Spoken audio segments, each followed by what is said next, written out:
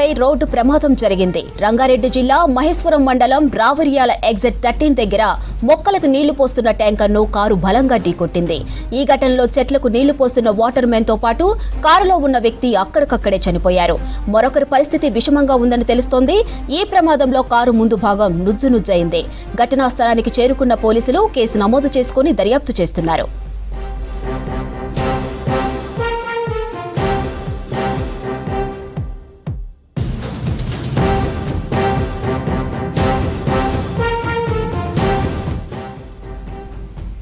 Outer ring road పై road ప్రమాదం జరిగింది.